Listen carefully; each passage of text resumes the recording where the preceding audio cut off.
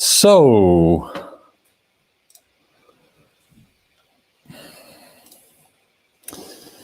there we go. I think we're live now, Mikkel. Oh. Yeah, we're live. And hopefully all you viewers out there are here as well. Welcome to this Christmas live in Corona time. And we are in a bubble, Mikkel. We are. We do not need these ones, right? No. We normally have a Christmas sale every year where we have a nice feature of people coming in doing talks. We have sales and we have a lot of socializing for underwater photographers. You really miss that, but because we can't do that, we have to figure out to do something else. And this year we're going to be doing a live instead. And that's what we're doing now, right? So for all of you who do not know me, my name is Lars. I am the owner of the Photographic underwater photo company, and I make a living out of selling camera equipment to people and telling them what to do and what to get. And this is Mikkel. It's my good friend. Yeah. Hey, Mikkel. Hi, Lars. Hi. I'm Mikkel. I've been photographing for a good 10, 12, 15 years, I think. Mm. And been participating in the Danish championships a couple of times, and And the World Championship. Also that a couple of times. Yeah. Yeah. It happens to be when you win the World Championship a couple of times, you get invited to the World Championships, and Mikkel has been allowed that. Yeah, sure. Mikkel is also a Hookiefoot ambassador. I am, yes. Yeah. So he's a Hookiefoot. Yeah. I've used Hookiefoot for maybe 15 years. I've only used Nausicam for about 10 years. So that gives me about 25 years as an underwater photographer. Let's see how long I can continue in this business. What I can promise you is that this live session is not going to be the only one that we have. We all know that we cannot move out of this Corona-infested house in our own areas. So instead we have to do something online. And the plan is to use this little photo studio, live studio in the office, to actually do some live sendings to you. And we're in the middle of our office, so you can actually see our office here. Hello, Sofus. You can't hear us. Oh, hello. We have another camera here, which is the GoPro, sitting here in case that we need to show something. How's the Corona? There we go. And so we're in the middle of our offices, and it's quite easy to start doing the lives here. Today we have prepared a lot of speakers. We have 5 people, maybe 7 people who's going to be joining in with their knowledge and know-how about certain topics. If you've read all the subtitles for these marketing things we've been pulling out on the Facebook pages, then you'll know who they are. But we have to start very soon getting some of them in. And I can promise you that we have to be fairly sharp doing this because we have a lot of good stuff to talk about today. So enough of us. And now what some of you might know is that we brew beer here in the office. And we brewed this nice little bitter stout. I would call it Christmas bitter stout. Cheers. Cheers, Lars. Yep. Cheers. Let's see. It's not too bad. It's actually pretty good. Yeah, I'll leave it here. Not too far away. Oh, here. With a bit of luck, I'm going to tremble it over and ruin my computer. Okay, so back to business. We will invite you in to do some interviews, questions. So if some of you have questions during the 2-hour run here, please post them and we will try to see some of them. There is prizes for the best questions, so don't hold yourself back. Come up with some questions and publish them to us. Maybe we will answer. First topic, do you remember that you had a couple of solar lights, didn't you?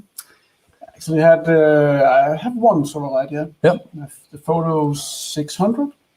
You have that? Yeah. Actually, one time far back, Light and Motion only made housings. It was Michael de Polowak who made the company many years ago. He's an underwater Rolex scholar way back, and he funded this company. Today, it's owned by a guy called Daniel. And I have been a distributor of Light and Motion products for many years back. I have sold a huge amount of solars. Times changed. I stopped selling them. I kept my relationship with the guys in Monterey.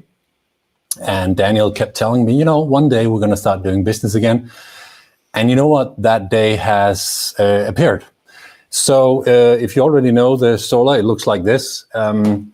The good news is that we now have all these solars in stock again. We have always been a solar service facility, so we can do service on them, change the batteries, sell your batteries and stuff. Not that they really need it. So I have known these solars in and out for 10 years. I remember when this first solar came out, it was the Photo 600. It was a white and red light.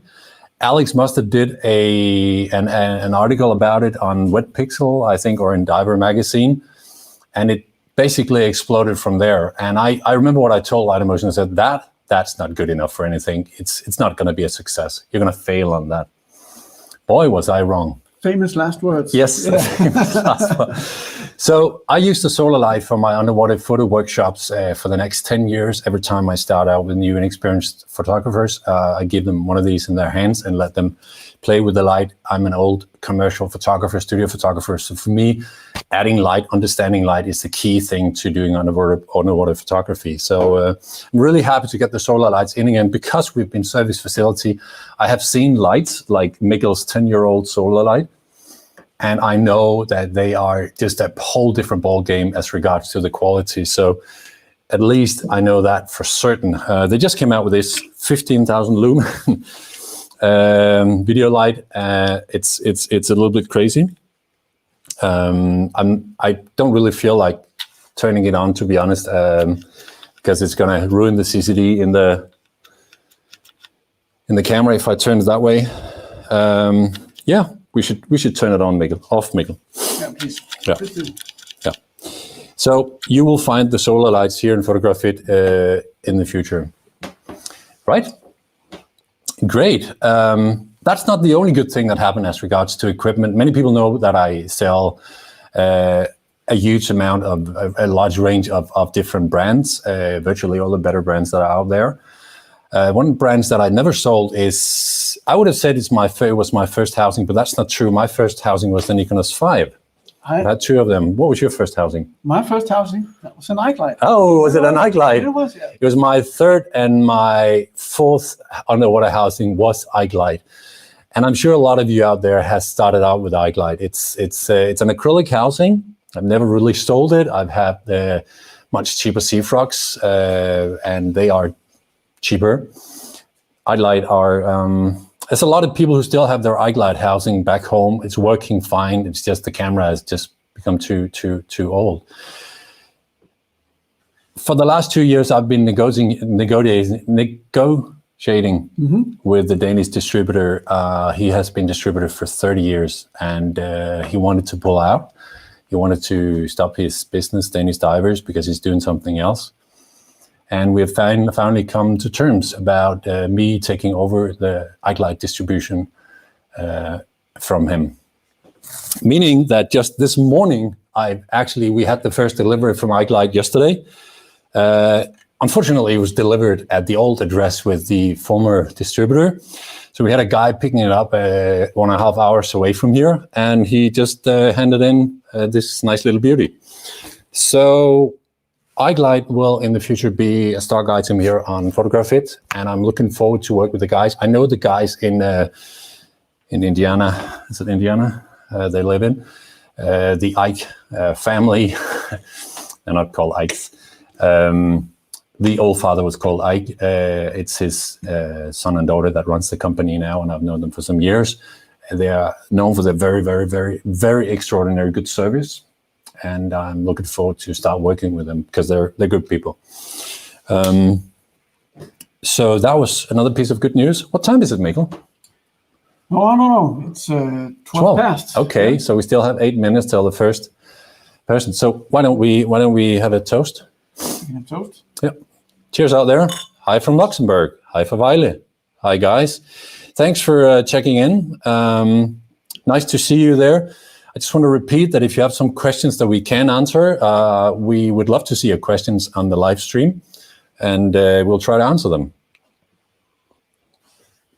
Okay, what else? Yeah, I brought this. Oh, what is that? This one. This is actually the most important piece of gear that I'm going to present today. And guess all of you know that Lars. He has very good ability to speak. What are you saying? I talk a lot? speak all the time. So I'm going to keep the time and make sure that we get through this pretty exciting program we got. So whenever Lars... What does it do? It does this. The most annoying sound. It's the most annoying sound in the world. Yeah. So this is a sign that you should stop Let's talking. see if my microphone is working. Tick, tick, tick. It is. So I'm good. Yeah. I'm good. I'm happy my microphone is working, so I'm good. Yeah, I thought I'd show you my favorite piece of kit. You have one?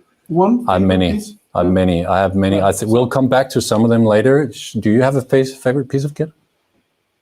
I've got several as well, but I've got one piece. I'm just gonna bring it.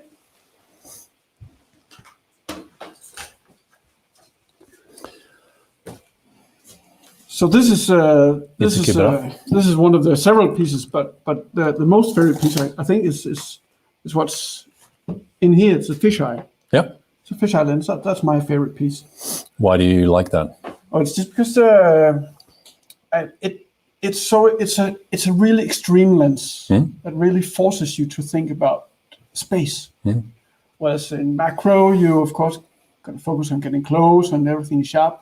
But the fisheye is so wide that you have to think in 3 dimensions. Yeah. And all around you, because it's so wide that you got to get fins away and fellow divers and all that. But thinking about the depth of this you can really get some extreme photos by having stuff close and farther away and all the way in the background. So what you're saying is that is because some of you are just doing a lot of macro, particularly here in the cold waters, we do a lot of macro. When you do macro, normally the lens would look straight into like an angle, an arrow, and you will not have a lot of background. It'll be blurry.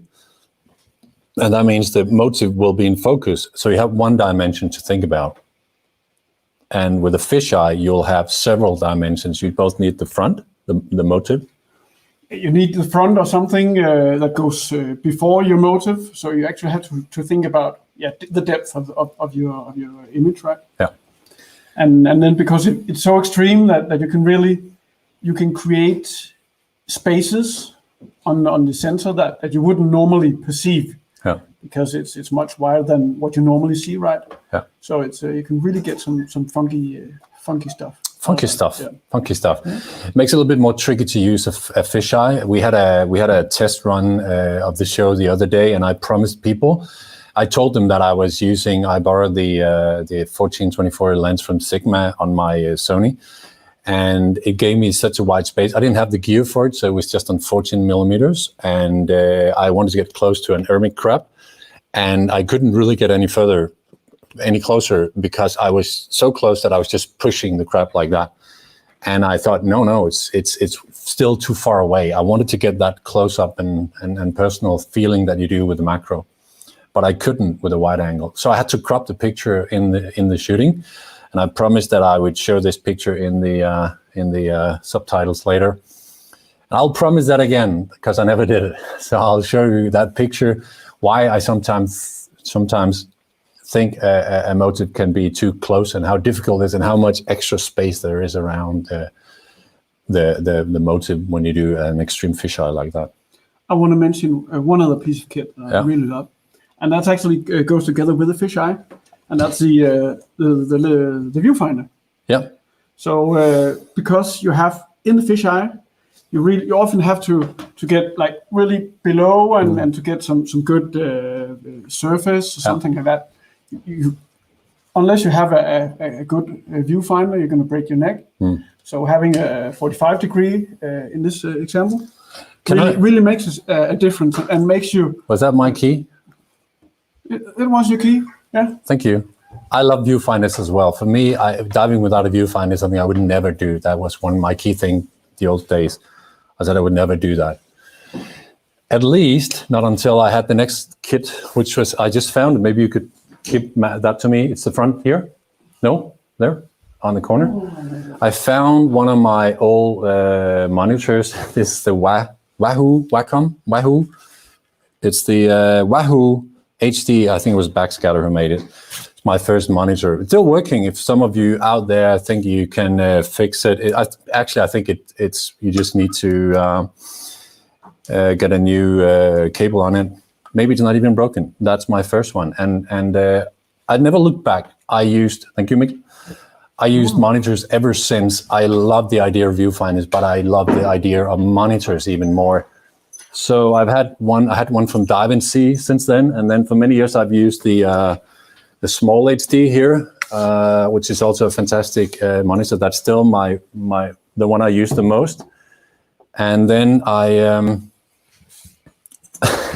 got to pull it in. I just got the Ninja monitor here, but I'm using that when I'm filming. So you cannot store images on that. You can only store, the Ninja monitor is also a recorder. So I'm actually recording films on that. But the Hookiefoot monitor that came out a couple of years ago, a year or more ago, was the first really affordable monitor. It's about 2,000 euros for this one. And for the first time, it wasn't that far from a viewfinder financially to get a proper monitor. I wanted to show you the new monitor from Nauticam. It just came in this week. It's called a Shinobi. That's the Atomos Shinobi. So they just launched a monitor where housing and monitor will also be 2,000 euros. So for all of you out there who really, really want to do the wide angle, the viewfinder idea, I'd use a monitor instead if you can afford it.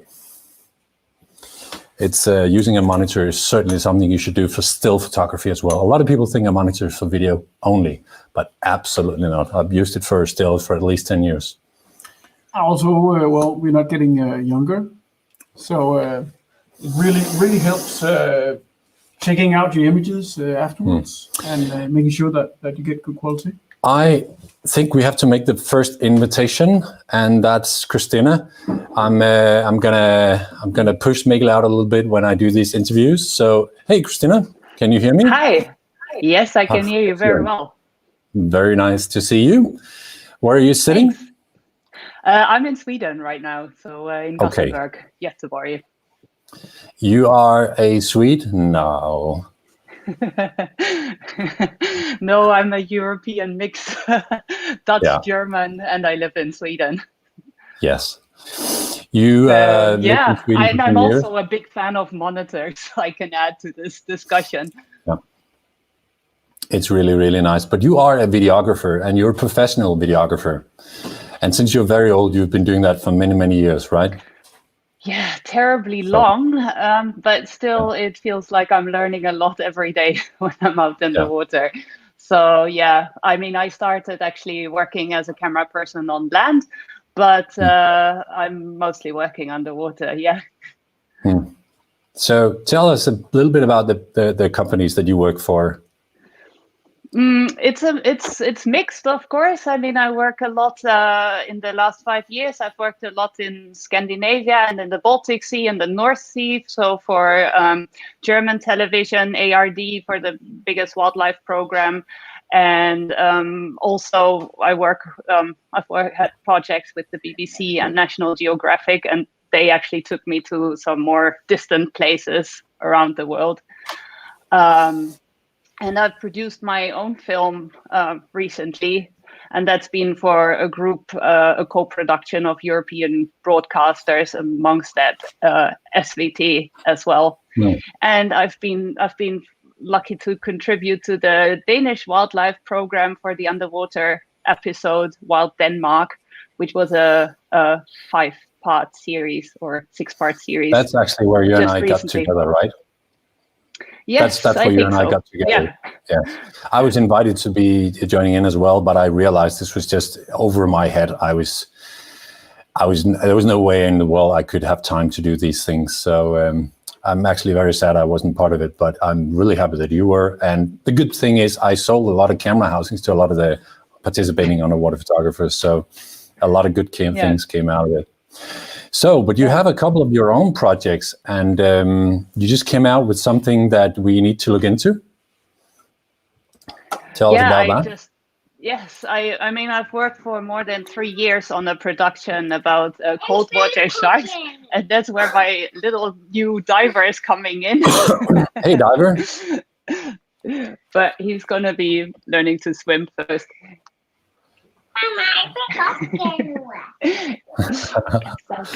And that's just the beauty of the modern technology.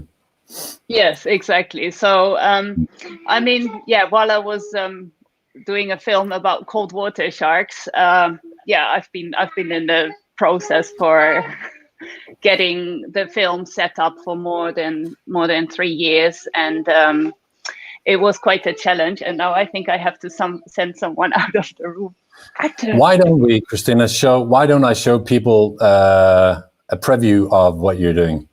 Yes, I think that's a really good idea, because that will tell a lot That'll more give than you me 1 just minute talking. and 40 seconds. So let me show the viewers exactly what Christina is doing. And this is her own production. Vega und Arte, jetzt müsst ihr noch einmal rausgehen, bis ich fertig bin. Komm gleich zu euch. Ja? Jetzt nicht. Ich weiß, aber jetzt müssen wir gleich raus. To the Atlantic.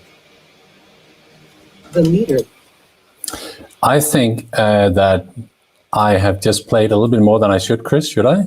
Am I right? That's all right. Did I show something I was not supposed to show? Much more. No, that's totally fine. I mean, it's not a film night today, so we can't watch the whole film. Sorry, guys. Listen, I've been watching this film part of the film several times, and I absolutely love it. The pictures are just so amazing, and I have a passion for cold water. For me, being a Nordic diver is what underwater photography and diving is really about. So, of course, this film fascinates me. And you have turned out to be a bit of a cold water diver yourself, right? Yeah, definitely. I mean, it's something that really captured me when I started diving, and it's been also one of my motivations, really, to be able to see what's going on underwater. Because when you grow up in the Netherlands at the coast, it's quite murky water, and being able to see but still to discover what's down there, I think that's really just a big adventure for me, actually, to go out. And I see that also within my photography and my work, that this is something that's absolutely worth exploring, because we're far away from knowing and having seen what we could be seeing. So there's a question from Elias Gia Eliasson. He's in Norway. Spiny dogfish in the video footage from Reef. Yes, Rewe, exactly. Yes, Rewe. This is an interesting place on the Norwegian coast. One of the spots that we know that in the last years, spiny dogfish are coming close to the coast into ranges where we know we might be able to find them. But yeah, again, it's always difficult to say with animals and seasons. So, and winds and everything. Yeah, there's a lot of technical issues that I have to look into when I'm doing this. You're the first interviewer, and I thought my microphone was automatically turned on when I was playing it, and it wasn't. But luckily, the pictures was just really, really great. There's a lot of people asking about the monitors and traveling. I was actually meant to ask you, how do you get around with all these things? There's a question if the monitors are neutral in general. This is a question for me and Mikkel, but maybe you can answer it, Chris, because you like monitors as well. Yeah, I like monitors. It depends on your monitor. And I mean, as with everything, you've got to trim your rig when you have those things on that you are using most of the times. So I think that's my experience. You have to put some time into a housing. You can basically add that that you have to work with it and trim it a bit with weights or with floats, so you get it right. But So it's very good to have that, because it allows you a lot more flexibility if you have a monitor in your shooting angles and also in your actually seeing what you're doing regarding focus. So yeah. I tend to like that you have the overview, so you can actually sit and watch even a macro motive very far from a distance, and so you can see what's floating in to the picture before it's there. Whereas if you lie like that, you wouldn't see something floating in until it's too late. So I kind of like that. I would never die without a monitor. But listen, that film of yours, when is it out for the overall public, and when can we see it? Yeah, it's been on Swedish television on SVT, and it's still there on the online library. But I think only for our divers that are watching from Sweden with a geo block. And it will be on German ARD channel in January. So keep an eye out on that if you can watch that, and also on the online library. And you can find it internationally on the American-based online platform Curiosity Stream. Some people even have that on their home package. So keep an eye out for Sharks of the Icy North in case you can watch Curiosity Stream. Great. Listen, Chris, I was thinking if I could invite you back later when the film is more out in general, and we could maybe dig into some of the more specific details of the picture, because I can already see that's also on my personal chat forum here that a lot of people are asking about specifics of the film. But I would love to hear more where we dedicate an evening with just you instead of having this many people in. Would you like to come back? Yeah, I'm happy to come back, and let's talk about sharks and photo nerdy stuff. Love to hear. I would really like to see more about the equipment that you're using, because you don't just have one housing, right? No, I don't have just one housing. I work with a whole variety of things. So, I mean, these are my work tools basically, but I do also have, tools, things that I like when I just go out by myself on the weekends, or when I'm off work. So, I think you're as crazy nerdy as the rest of us. So that's absolutely great. You're part of the gang. Thank you for having me here on the Christmas event. I think it's really nice to have a little mingle here. Cool. Exactly. So I'll leave you to it. Thanks a lot, Chris. And I'll to all the Swedish readers, cheers, because the Swedes are, for those of you who are not from Scandinavia, you wouldn't know that we tend to tease each other a little. And the Swedes are an anti-drinking community. They cannot have a beer. Skål. Skål. Exactly, Chris. Thanks, and Merry Christmas to you, and see you some other day. Thank you. Happy diving, everyone. Bye. Bye. Okay, that was nice. Come on in, Mikkel. You found something in the meantime. Oh yeah. Yep. What I found. Yep, that was the new Shinobi monitor, just fresh out of the box. This one is already sold, so if you're sitting out there looking at it, you know that it will leave on Monday to you. I actually ordered several of these. Only got one, so I plan to maybe take one into use myself. What I see already is that there is so many possibilities of handling the menu structure of the monitor, and I think it could be as good as the Samurai Atomos monitor housing as well. But it looks a little bit like the Ninja housing here. It's slightly smaller. It's a 5-inch monitor, and the housing is included with a vacuum system. Not something you see often. The only other one that has a vacuum is the Hookiefoot one. Oh, I'm lying. Of course, the small HT has as well. A Hookiefoot one doesn't have a vacuum system. It has a connection down to the housing. So when you put a vacuum on the housing, the whole system is going to be in lockdown in vacuum. Right. So there was a question about monitors. If they weigh a lot, the extra, how do you travel with it? You just do. You just pay. It's one of these things, but I do actually keep that one. I take my housing and my monitor housing that I bring into the flight cabin, and you wouldn't believe what I pack down in my big baskets and put into the general luggage. Let's see what the flight situation looks like when all this Corona stuff is over. Certainly not going to be easier, but leaving a monitor home for me is not an option. Right? You also got another good question, actually. Yep. Which one? So, what should you buy first? What would you choose if you had to choose from a light or fisheye? what would I choose? I would definitely look at where I was. If I was in murky Denmark, right outside where we live, I think a light might be a good idea. But no, I would focus on the wide angle. Yeah, I think I'd say the same. It's there's so much fun to have in a fisheye. Yeah, it's really If you're stuck or you think I can't get any further right now on my macro, then fisheye, that's a whole new world. Yeah. I think, I'm not sure who asked this question, but I think many people have a compact camera, right? They don't necessarily have the big stuff like we do. So they have a compact camera. So should we get a light or a wide angle lens?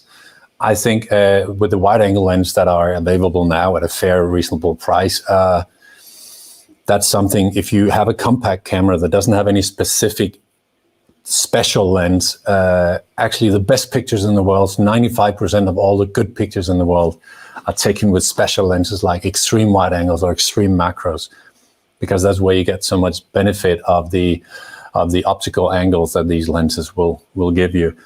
So if you just have a compact camera with a standard kit lens, that's not a lot of fun. And I would definitely get a special lens for that, whether it should be a macro or a wide angle.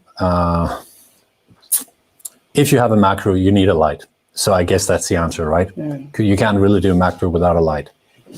You'll end up buying both either.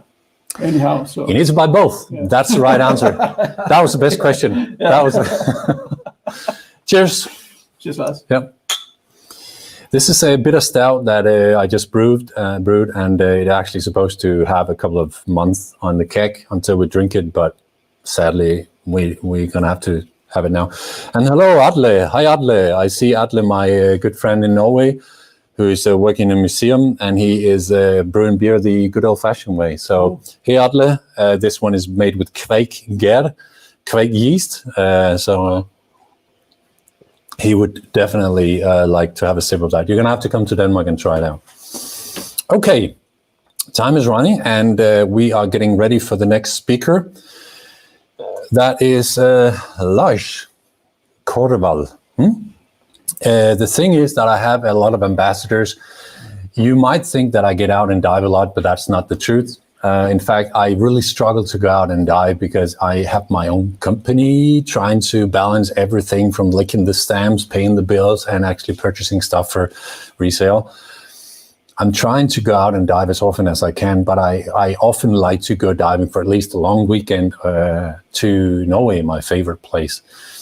And that's why sometimes I get equipment that I simply don't have time to really test in depth, because I can't be testing equipment all the time. Because if you want to dig in, if you want good pictures, you need to dig into one thing. You can't bring 3 new kits of equipment and then want to try all of them on the same dive. You will not have good pictures. You need to focus on getting that good pictures, which is also why I often stay on the same spot, working the same motive again and again and again to get that special picture. I don't just take a picture and say, great, it's well lit, it's well angled, I'm gonna move on. No, I continue taking pictures until the picture is there. And that's the big benefit. That's a big difference between the people you see that constantly come up with the really nice pictures and the people that has a lot of pictures but maybe don't get that special good picture.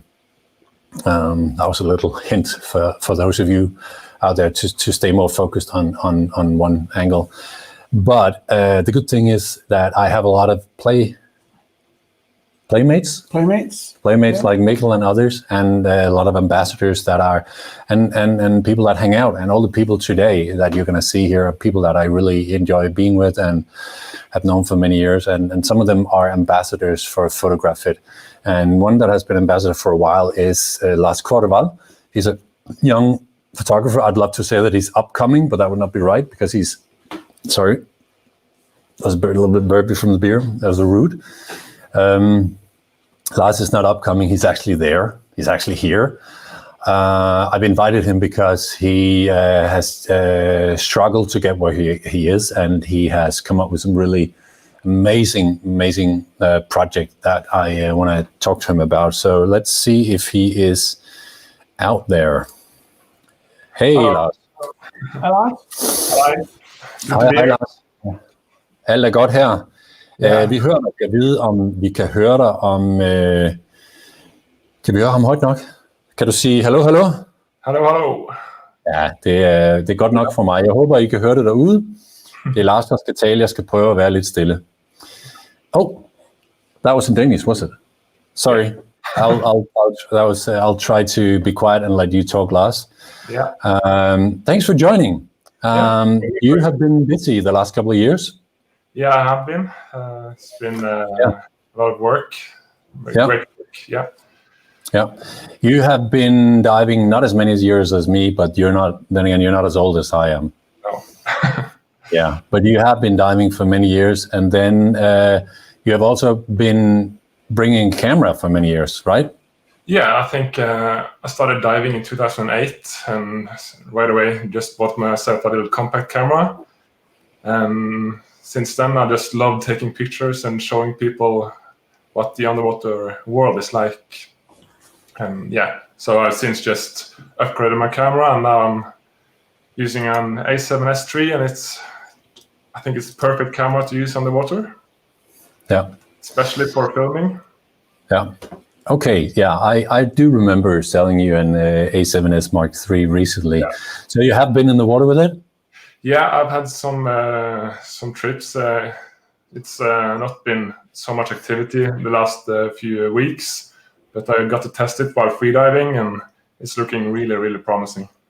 Tell me, what is the best feature of that camera? Not the housing, but the camera. Oh, I think it must be the low light, and of course the 4K 10-bit 120 frames per second, so you can get some really beautiful slow motion with high bit depth, and it's a lot of very dark water, right? Yeah, it's perfect. Yeah, I use the A7R Mark IV, and it's also light sensitive, but not as light sensitive as this camera, which doesn't have that many pixels as my R model. But then again, it's not supposed to, because it's only supposed to deliver 4K. Yeah. And it's supposedly some of the best 4K out there. I have read some tests that the 4K from the A7S is better than on the R5. But the R5 has much more potential to do the 6K or 8K filming as well. Yeah, you also have 8K downsampling, which is also good for the R5, but I think, having no problem with overheating is a nice feature as well. So I thought we could go into the stuff that I just need to open your folder here. I'm working on several screens at the same time. And you sent me so many nice pictures here that I just, because you've been going pro for some years ago, right? Yeah, like pro. Yeah, I earned some money with underwater photography and video, and it was nice to make money out of my hobbies and what I like to do the most. So it's really nice. So I think what I was talking about at the introduction is that you have worked hard to be where you are, and maybe we should tell people where you are, because many of the people outside of Norway don't know who you are, and maybe they will soon. Maybe a lot of people inside Norway don't know who you are either, because they haven't seen you on TV yet, but you will be out on TV, right? Yeah, in about 9 months, we will premiere our TV series about the Norwegian coast and underwater in Norway. So I'm really looking forward to showing you all of that. We are currently working on post-production. It's quite a big project. We were out sailing for almost a year and almost filming every day. So we have a huge amount of material and things to go through. Yeah. So let me just update you out there, just so you know what this is about. Lars decided that he wanted to make a big production. So him and 3 friends, actually his girlfriend and another couple, decided to pitch the Norwegian main television channel called NRK, that they wanted to do a film about the Norwegian West Coast, about underwater life and diving and sailing. So they pitched them the idea that they were going to live aboard the boat. These two couples were going to live on the boat and film every day and just make an 8-part series that is going to feature Sunday night at 8 o'clock prime time in Norwegian TV from next autumn. Yeah. And I've seen some of the footage. We cannot show them because they are under heavy copyright protection right now. Yeah. And that's really a shame. But some of the films, some of the pictures and filming that Lars did, because Lars was the underwater photographer, are just amazing. Thank you. I just thought I'd give you this credit, Lars, because you're not going to say it yourself. But it's amazing. Imagine being on a boat for a year, just diving the Norwegian West Coast. Would you like to do that, Mikkel? Oh, yes. No, you're too old for that. No. Yeah. So, but what we can see is actually the film that you made when you pitched the idea to when you had done some of the projects things. Yeah.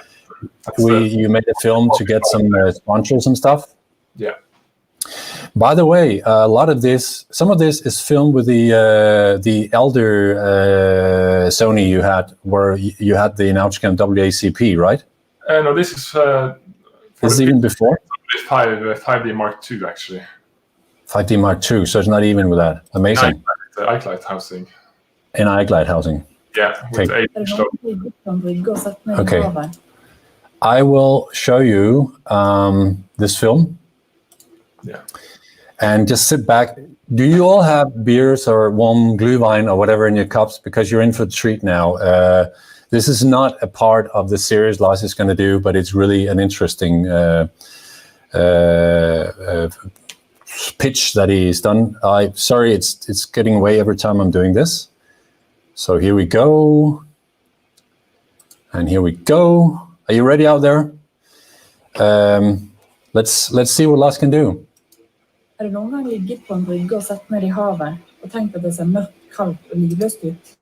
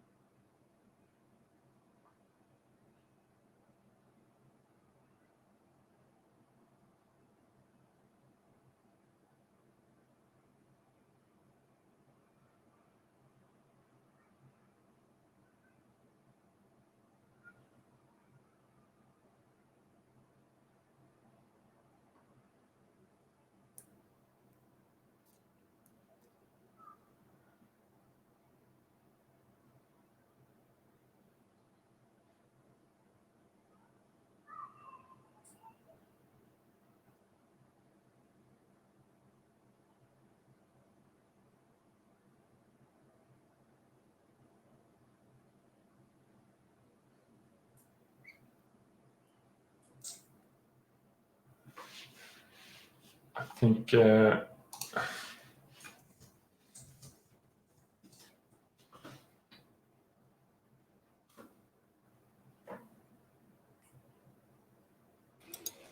we go. There you go. Didn't hear you. There, and I can even hear you as well. This system is made so that I have to mute my microphone before I actually share my screen. It's really crazy. But anyway, we're back online. Hey, Lars, it was amazing. I really enjoyed that footage. Yeah. And I cannot wait to see the spots you're going to make for this film. And I'm expecting that we're going to see them first, right? Yeah, hopefully. I really forward to showing it. Yeah. It's going to be. Yeah, I know you and I can talk about this for a full evening. So I think in some of our later live sessions, I'm going to do these live sessions even more over the winter on average weeknights, and I'll invite one or two of you in, and we can get more in depth in how it is to make one of these productions. But when people see these, they cannot help being amazed, right? That was the first time you saw it, wasn't it? It's so beautiful. Wow. Yeah. Maybe you guys understand why Norway. Hey, Norway is the best place to dive in the world. I tell everybody this, and they tell me, "So have you been diving here and there?" And I said, "No, but come and dive in Norway," and I'm sure I'm right. Yeah. But I haven't dived in Canada, so let's see if that might trigger me even more, or just as much at least. Yeah. But Norway has such a fantastic coastline, and you were allowed to sail it for a year, right, with your friends? Yeah, it was quite an amazing adventure. Of course, it was tough at times, trying to make movies while it's minus 10 degrees, gale force winds, snow, waves. So it had its ups and downs, but mostly it was really a nice experience. Yeah, when you make films, the end result can be just 15 minutes long, and you think that's amazing. It looks so nice, but maybe you forget that it's been taking you 15 hours or 150 hours of film that has been cut down to these 15 minutes. Yeah. And Lars told me the other day about this project and how they had to get up in the morning and over the winter that the cabin was. I mean, you told me that it was virtually. I mean, over the winter, it wasn't really warm at any time. No, just under the blankets in the bed, you got warm, but it was ice on the windows on the inside, and it was harsh outside, harsh inside. So it's a good experience nonetheless. The Norwegian West Coast can be really rough. I mean, if you've been there as many years, I was diving in Norway first time in '89, so that's how much I've been there so many times, sometimes 5 times a year. Yeah. But it can be really shitty weather as well, right? Yeah, definitely. So that's part of the experience, and it's going to feature a bit in the documentary as well, just how it is to sail and how it is to make it happen. Yeah. Yeah. Cool, Lars. I'm really happy that we could see this. Actually, I wanted to show some of the films, some of the edits here while you and I were talking. Boom. Yeah, there we go. That's actually from the project when we were diving outside an island in Lofoten. Yeah. Almost every place we dived, it was just so nice sceneries, and Yeah. That's Hita. I thought we could just show some of your pictures so that people could see some of the beauty. Yeah. Yeah. Sotra in Bergen. Yeah. The kelp forest on the West Coast are just amazing, and I know that a lot of places they harvest the kelp for food. Yeah, that's true. Yeah. Outside Kristiansund, Torp. Yeah. Atlantic Ocean Road. Yeah, this is one of the areas, one of the old towns up in the hills that has been flooded, right? Yeah, it's called the Lyngstevsvatnet. It's going to feature in one of the episodes in the documentary. Oh, is it? Yeah. We rented a car and drove up. So it's going to be nice. Yeah. So there's still the old houses and the roads on the way around. It's actually over 100 years old.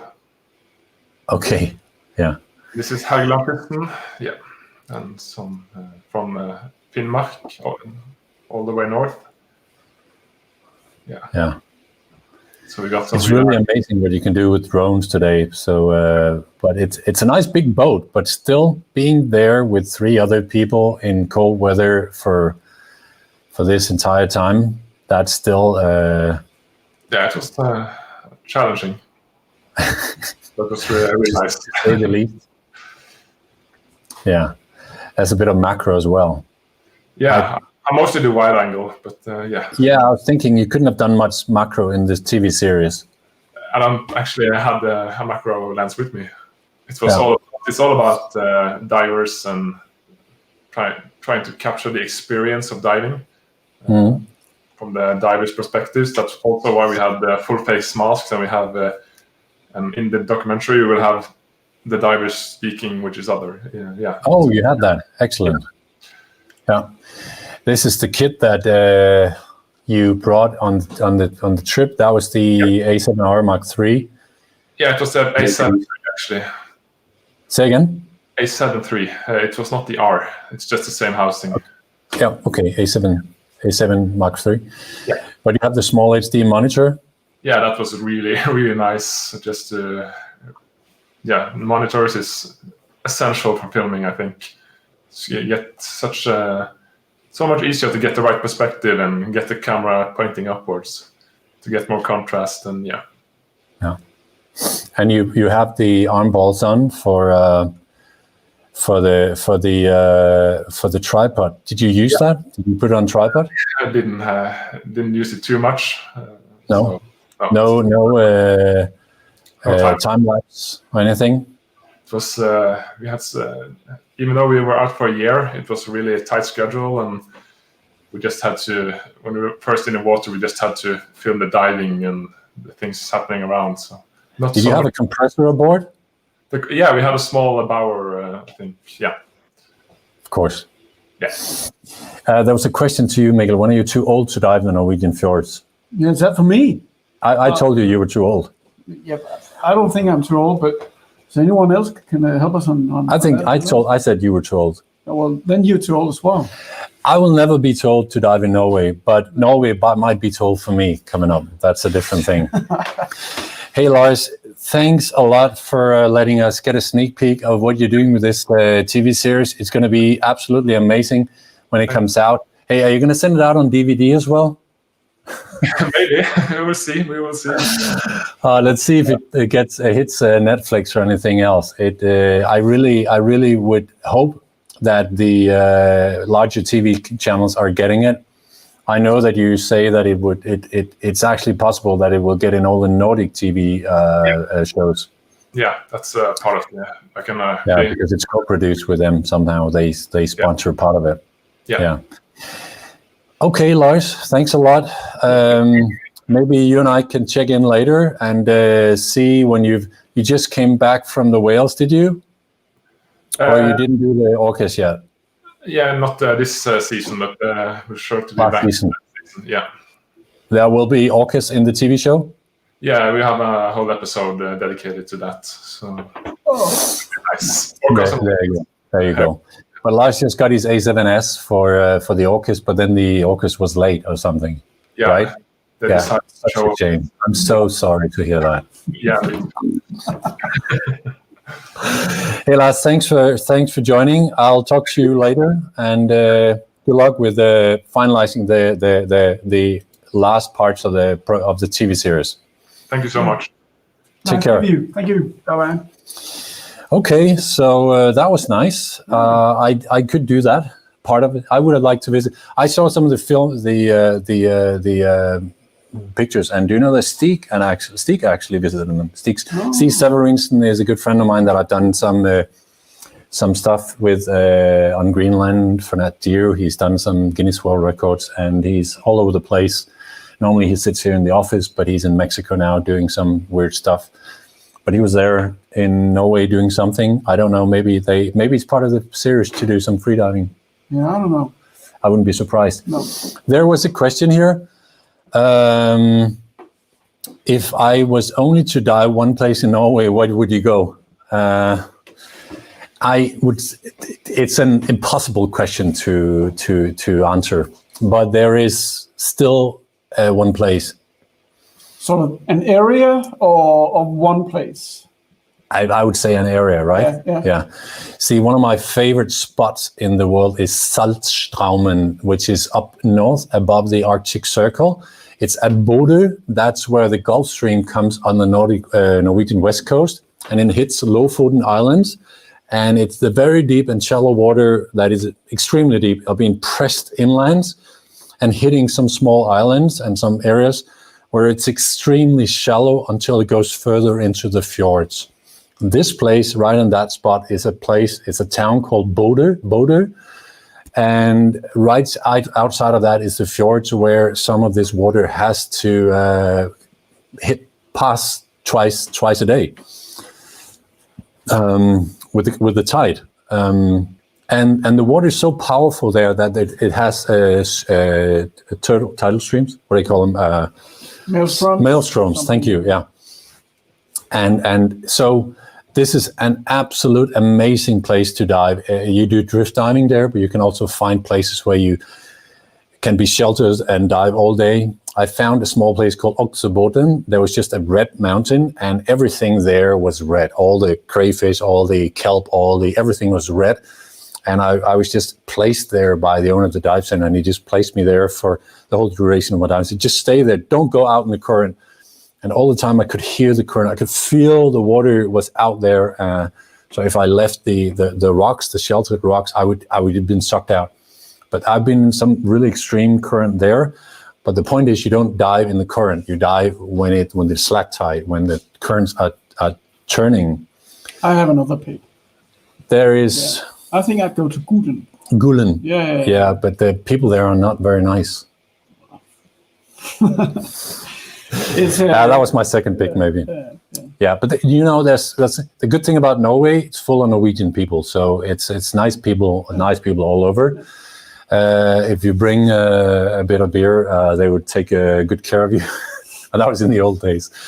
Now, if you go there's like virtually world-class diving on every corner in some fjord, and it doesn't matter if there's a storm there. You can always find a nice place to dive. It seems like you and I are gonna get a boat for a year. Yeah, I can do that. Yeah. Do you know a TV channel that could pay? I know a used boat. Maybe they can. Yeah. It's 2 minutes past 4, which means that we have our next person around, and that to use this one. That's I hadn't forgot. I forgot to use this one. Cheers, guys. Yeah, let's get rid of that. Yeah, there we go. Let's see if he's there. There's someone there at least. Oh, there he is. Hey, Steve. Hi, Steve. Can you hear me? I cannot hear you. So you obviously have to unmute your mic. Can you hear me now? Yeah. I can hear you now. Good. How are you doing? Good. I'm good, thanks. I don't hear you that much. Maybe you can get closer to the mic. Yeah, we can try that. Yeah, maybe we're crowded. So you're an old Scottish sailor that we found somewhere, weren't you? Not Scottish, but Welsh, definitely. Yeah. So you and I have known each other for a while. Indeed, yeah. You have been taking pictures and writing about diving for ages. And we've crossed roads so many times. You've even participated with articles in Dyk magazine that I was the business manager on for many years ago. Yes. Yeah. Right? Yeah. That was a long time ago, but indeed. Over the years have gone. Yeah. But you are getting old, Steve. That's a problem. Don't remind me, please. Me not. Okay. But listen, you're still doing hardcore diving, right? Yeah, I am. I do a lot of deep wreck work right now. I still do a mix of wildlife as well in shallower water and normal sort of recreational ranges, but a lot of my recent assignments have been on deep water wrecks. So it's developed a bit of a niche for myself, and the uptake from those articles. I've had a lot of interest from the magazines from them. In the scale of things, there's not that many photographers covering deep wreck photography, so there's always good interest. So how many articles have you actually done? Do you know? Over the years, I don't know. No, I know. I've been published in around 40 countries. So, but I've not kept track of how many articles have been published. That's not a figure I've got to hand. You've done? Sorry. Do you know how many cover shots you've done? No, not off the top of my head. No. No, you don't strike me as somebody who needs to know these things in order to be a cool guy. I know you're a bit of a toughie, so that's why I wanted you in here. You and I could actually talk about what you do for a whole evening. So just giving you 20 minutes is not very fair, is it? But we're still going to try and do it. We can always talk later. We can certainly give it a good go in 20 minutes. But yeah. So I have a confession. I totally messed up the range of your pictures on which one was supposed to be first. So should we just try and look at some of them? Yeah, it doesn't matter. We can go through them in any order. Yeah, there's a bit of a story. I thought I'd just send you some with each with a little bit of its own story, and which shows a little bit of a different technique that I've had to deploy as well. So if you pull them up, I can talk through them. Yeah, let's see if the system is willing to do what I want. There's one there. Yeah, now this was taken in Truck Lagoon, San Francisco, Maru. Now, for anyone who's been to Truck, I mean, it's the world's greatest wreck diving destination. Everyone says it, but once you've been there, it's difficult to argue that it isn't. But what I wanted to do on the San Francisco Maru, this is known as the $1 million wreck because there's so many artifacts on it. There's tanks, there's trucks, there's weaponry all over it, as there are on many of the wrecks in Truck Lagoon, which is one of the really appealing areas. Not only have you got warm, clear water with lots of wildlife, but all of the artifacts are still there, which is something that for as somebody who also dives in the English Channel, where you're very lucky to find anything because generally other divers have got there before you. It's really nice to see the wrecks in such good condition. But what I wanted to do on this wreck, this wreck lies deep. The seabed's below 60 meters here, and the deck of the ship that you're looking at is at 50 meters. But the key aspect with this, what I've done is try to take it from a slightly different angle to your conventional wreck shot, just to show, how vast it is. But that gun that you can see, we had to light that up with around 90,000 lumens of off-camera lights. So we used very high-powered LED lamps in order to light that, because the point is it's so much light. Even at 50-60 meters in Truck, you need a lot of artificial light to beat that ambient light that you've got. Yeah. But the key thing here is the guy I was diving with, this was really a team effort. Martin Cridge, who I was with, did all the light setup for me. So while I was there lining up the shot, he'd already done all the setup for me, and it's very much a team effort. And a lot of the shots that I do are very much team efforts, especially at this sort of depth. Yeah, I would imagine. That's why I showed the picture in full screen, just to make sure that people could see the little people down there here. That's Martin. So after he'd finished setting up the lights, he then went and modeled for me. You see how good these people are that I dive with. Yeah, it's amazing. It's so at this depth, you can't do it alone. You've got to have good team support, and normally that team, for most of my shots, is just one other person. It's either a friend or somebody who I'm working with on the particular shot. There's not that many people around to help you on Truck Lagoon either. I mean, it costs a fortune to get out there, right? Yeah, that's right. And I'm lucky Martin knows those wrecks like the back of his hand, because he's the skipper of the Truckmaster liveaboard, and he's actually the captain. And he just happens to be an ex-Navy diver as well, within the Royal Navy. So, his diving skills are absolutely top notch, and we were able to do some pretty amazing dives out there. I wanted to continue to the next one, because what people need to realize is I just have to make sure that Mikkel took off his mic before he went to the toilet, or it will be interesting. Right? We can have some good sound effects there. I can sing a little song if it starts to get embarrassing. His telephone is here, so I can't even text him. So tell me if it starts to get annoying, and I will do a sign language while I turn on, because we're on the same mic system. Oh, right. Okay. Yeah. Next one. There we go. Yeah, but this is probably another one to show in full screen. There's a really poignant story with this shot. This is a B-17 Flying Fortress, which lies in Croatia. Now, this is another deep wreck. It lies at 72 meters. And all of the original research for this wreck was done by a Croatian historian, Daniel Fricker. And he has written an amazing book about wrecks of the Adriatic Sea. It is the go-to book for anybody diving, around that area, which has some, incredible shipwrecks all the way up and down the coast of Croatia, throughout the Adriatic. But he'd already done the research on this, and this aircraft was on a bombing raid in 1944 over Slovenia. and it was hit by anti-aircraft fire, which killed the co-pilot, Ernest Vienno. And luckily, the pilot was able to do an emergency landing. He headed for Viz rather than Italy, which is where they'd originally taken off. He was able to do an emergency landing. And what you'll find with B-17, because it has a low aspect wing, they tend to...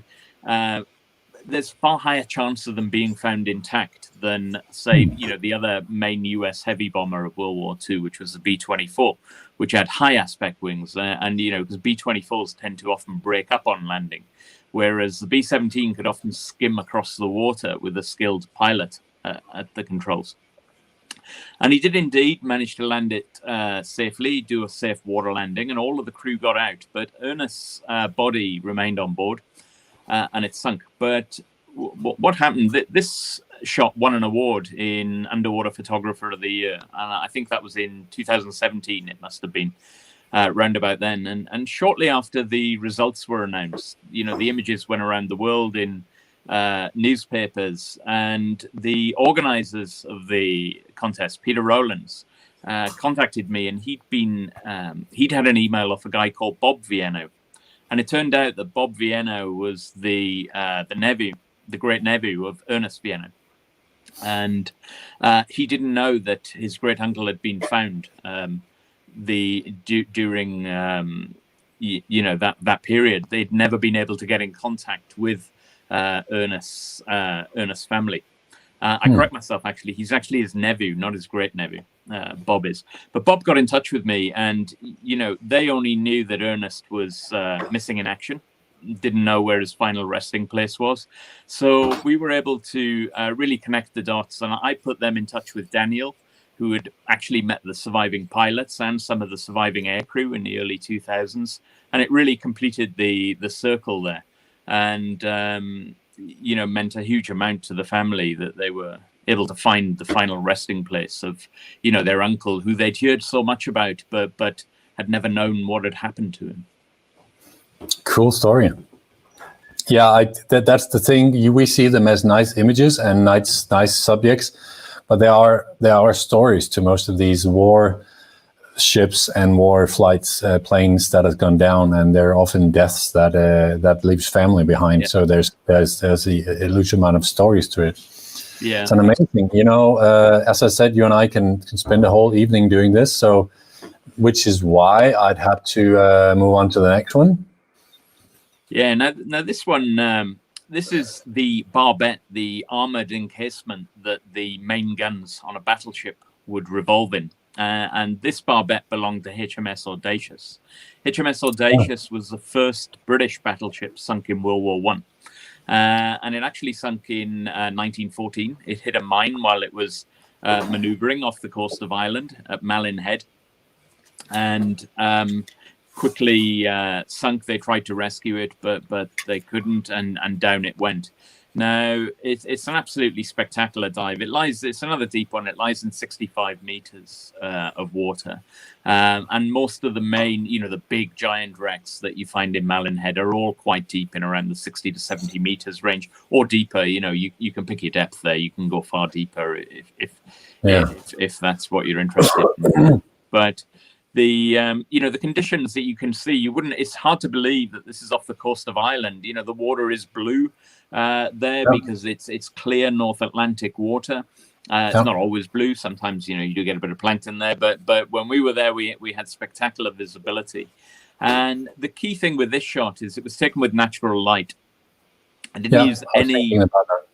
Yeah, I didn't use any strobes on this. The only light there is the diver's torch, and that's not a particularly powerful light. That's a standard, umbilical diver's lamp that the diver has. But what I do with images like this, they do have to be post-processed, and they're processed in Lightroom first of all, and then I have to process them in Photoshop in order to restore the color. So the process that I do mimics the effects of an underwater filter, but you can't use underwater filters at this depth. The color underwater filter, like the magic filter, you can use to 30 meters roundabouts, but with this effect I've tried to mimic the effect and remove the blue or green cast from the shot, and you can use it far deeper. Can I just you didn't tell why you can't use filters on that depth. Why you can't use filters at that depth? Yeah, they're simply not powerful enough to restore the filtered out light that you've already lost. So you know, there's only a certain range that the filter can actually work on. Otherwise, if you had a filter that was so powerful that you could use it at this extreme depth, firstly, you'd lose a lot of light through it because it would have to be, you know, a very pronounced filter. But what you'd also find is, you know, it would be far less usable in the shallower water. So there's no filters that I'm aware of that you can use at this sort of depth for. Do you use a lot of filters? Because for those of you sitting out there and do not know much about filters, I can reveal that I very, very rarely use filters. Yeah, I do if I'm in shallower water. And I'm within the range of a filter that could work, and I'm shooting with natural light. But on deep water dives, I never use filters. I always just shoot with natural light, a lens, invariably a fisheye lens, and very rarely take strobes also. Most of my lighting on a deep wreck dive will be using off-camera lights, so LEDs, high-power LEDs. So my techniques for shooting these wrecks are very similar to a black and white photographer's techniques, because I'm dealing with ambient light and I'm dealing with tone, I'm dealing with shade, but there's very little opportunity unless I've got off-camera lights, in order to make use of that. What camera are you using? I use a Nikon D850 and a Nikon D4 right now. The shots that you've just seen, I think. The Audacious was taken with the D4, which was my workhorse after I retired my D700. But I tend to use the D850 a lot these days, simply because it's a step on again. But at high ISO, the D4 still holds its own. Even though it's an 8-year-old camera, it's still got outstanding high ISO performance. And a lot of these shots that I take are taken at very high ISO. Sometimes 6400, sometimes even higher. Some of the shots that I take around Malin Head were taken at ISO 9000. So you do need a very high performance camera and one that can focus in very low light, which is the reason why I tend to use the high-end professional bodies, because I do need the features that they offer. Steve, I'm a little disappointed of you because you're not allowed to talk about it here on this live sending, but you are an ambassador of something. I shoot with CCAM housings. Yeah, there you go. That's right. So, right. And I know that's probably. Don't you think we would like you to say this out loud? I'm helping you here. Yeah. Obviously, so don't go out and buy a CCAM, obviously, but. Yeah, I've been shooting with CCAM since 1995, actually, 25 years.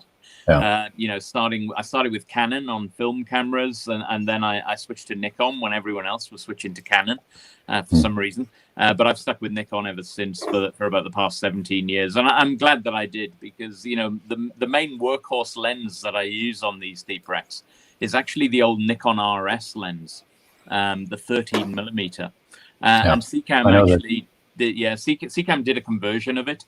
In order to make it work, and they reverse engineered the lens, so now the front elements are port, and what I've got with that is unrivaled optical quality at f2.8, and I'm often, again, not only shooting at ISO 9000, I'm often shooting at f2.8 as well, and even with big dome ports, a 9-inch or 230mm dome port, you still can't get that edge quality with, something like the old Nikon 16mm. That's what all Nikon users are saying, but have they really tested it scientifically? What, you mean the 13mm? Yeah. I don't know. I've tested it side by side with my 16mm, and I've seen the results. So. I think there have been some tests. The lens that came the closest to the performance of it was on the crop sensor format. Things like the Nikon 10.5. I've also found that the new Nikon 8-15 zoom also has excellent edge quality. But you still need a big dome. with this, a 230 mil dome. When I'm diving on these deep dives, I've got a rebreather on. I've got at least 2 stage tanks, bailout tanks, sometimes 3 or even more. So having a big dome is something that can easily get damaged, because when I'm descending, especially if I'm in current, that camera's just tapping away. It's slung behind me and could well be tapping against my tanks, getting bashed around a little bit. So my housings do get a lot of abuse when I'm diving, which is another reason why the sea cams have always stood me in great stead there, because they're very, very robust housings. So they've been able to take the abuse that gets thrown at them. Say the guy who hasn't tried anything else since 1995. So Steve, awesome pictures. Yeah, and awesome pictures. Yeah, we have to move on. Press it, hit it. Yeah, that means we're out of time. Good. But good talking to you. No, I don't think it's good. There's a lot of people who are writing questions, and I'd like you to run over them once you're done talking to us.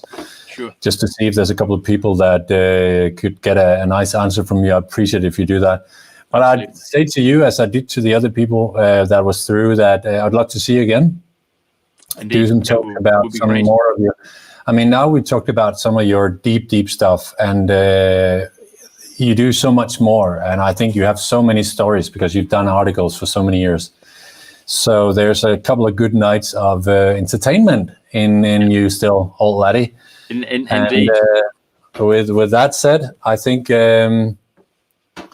with this old stout bitter stout, I'd say cheers and say thank you for being part of the show, Steve. Yeah. Thanks for having me, and Merry Christmas to everyone. Great. You too. Thanks a lot. Bye-bye. So that was amazing. Let's see if I can get back here. I can. And, there's so many good questions, but sadly, we need to keep up with our time. We do, yeah. I think actually Steve answered a lot of them. Yeah, he did. I saw that. I think he was sneak peeking. He was reading through, so that some of your questions out there might have been answered. We're going to Denmark now. Yes, we are. Yeah. To one of the ones we really like a lot. We like them all, but this one we like a lot. It's a girl called Helene. She has been around for some years, but not in the Photographiet family, but she is certainly part of the Photographiet family now. All those of you who've been to the boat show last year on our stand would have seen her there, might have seen her there. And if you've been diving the Danish waters here in this Corona times, you might have seen her as well, because she's quite active. She's been very active. Yes, and she recently got a new housing a couple of years ago, 1 or 2 years ago, and she has been taking that horse and riding it. And she has managed to found an area that she thought was virtually not covered a lot. And this is what we invited her to talk about. And that subject is split photos. And that's something that you wouldn't think you could do in Denmark or in these waters. But let's see if she's here. Where's my mouse? There's my mouse. And there's Helene. And there she goes. Hey, Helene. Hi, Helene. Hi, okay, guys. we can hear you. Good. Can you hear us? I can hear you. Excellent.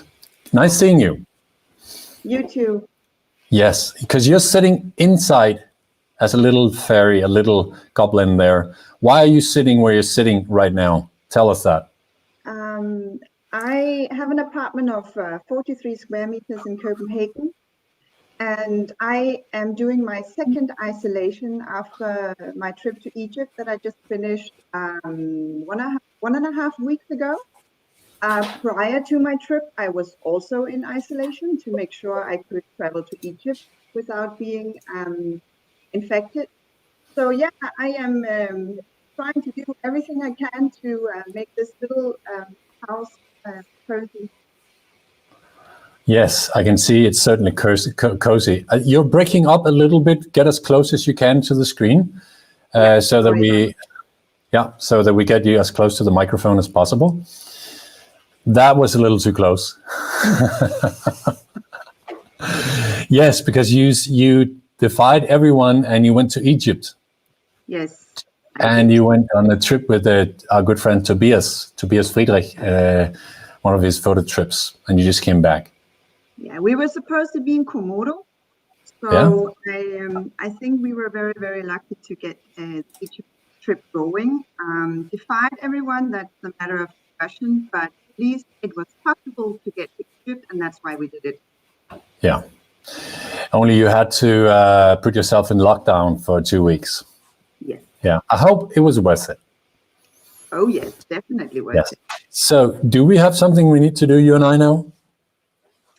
I mean, I already opened the beer, if that's it. Fair enough.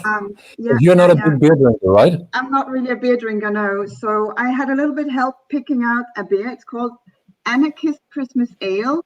And it was one of the options I uploaded for an Instagram vote because I really like the name of it. There's a burning Christmas tree on the label. Absolutely. Yeah. Listen, cheers. Thanks for being here. Cool. Thank you. So let's dig right down to it, because I know you of being a very methodic person who, when you set your mind to it, you you dig in and you keep on digging until you have solved any problem there is on your way. And you have been looking for a while for stuff that you could do that you haven't really been seeing around. And I think you found it. And I think you showed me the first split shot this summer. Is that correct? Yeah, something like that. I mean, I know I'm a little bit behind the bus when it comes to having made underwater photography for many years. I haven't done that. I've been a diving instructor in my career as a diver, and but I've been to the places where you get those very, very nice shots if you know what you're doing. So it took me a little bit of while, and then my thing as well is also ocean awareness. I mean, what I want to do with my photographs is to get everybody engaged in